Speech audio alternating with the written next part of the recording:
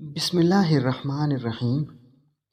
ایک عورت اپنے 3 ماہ کا بچہ ڈاکٹر کو دکھانے آئی کہ ڈاکٹر صاحب میرے بچے کے کان میں درد ہے۔ ڈاکٹر نے بچے کا معائنہ کیا اور کہا واقعی اس کے کان میں انفیکشن ہوا ہے، اور نوٹ پیڈ اٹھا کر کچھ دوائی لکھی اور رخصت کیا۔ میں حیران تھا۔ عورت جانے لگی تو میں نے آواز دے کر انہیں روکا۔ وہ رک کر پیچھے دیکھنے لگی جیسے کچھ بھول گئی ہو۔ میں نے کہا، بہن جی، آپ کا بچہ 3 ماہ اور 7 دن کا ہے جو بول بھی نہیں سکتا، تو آپ کو کیسے پتا چلا کہ اس کے کان میں تکلیف ہے؟ وہ مسکرائی اور میری طرف رخ کر کے کہنے لگی، بھائی جی، آپ کان کی تکلیف پہ حیران ہے، میں اس کی رگ رگ سے واقف ہوں۔ یہ کب روتا ہے، کب جاگتا ہے، کب سوتا ہے، مجھے اس کی سارے دن کا شیڈول پتا ہے، کیونکہ میں ماں ہوں اس کی۔ انسان کو جب کوئی تکلیف ہو تو اس کے دن بھر کا شیڈول بدل جاتا ہے، اور کھانے پینے، سونے جاگنے کے اوقات بدل جاتے ہیں۔ طبیعت خراب ہونے سے انسان ہر وقت بے چین رہتا ہے۔ کل رات سے میرا بچہ بھی خلاف معمول روئے جا رہا ہے۔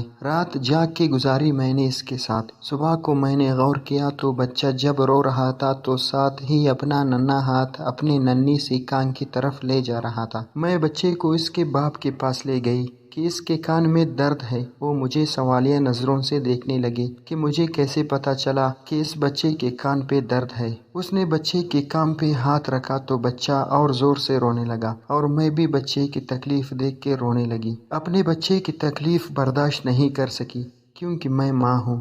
عورت چلی گئی اور میں نم آنکھوں سے دیر تک کھڑا سوچتا رہا کہ ماں 3 ماہ کے بچے کا دکھ درد سمجھ سکتی ہے، اور میں روزانہ ماں سے کتنی دفعہ جھوٹ بولتا ہوں، اور وہ یقیناً میرے سارے جھوٹ جانتی ہے کیونکہ وہ ماں ہے۔ تب سے میں نے کبھی ماں سے جھوٹ نہیں بولا۔ اللہ سب کی ماؤں کو زندہ و سلامت رکھے، اور جن کی ماں دنیا سے پردہ کر گئی ہو، اللہ تعالیٰ انہیں جنت الفردوس میں داخل کرے۔ آمین ثم آمین یا رب العالمین۔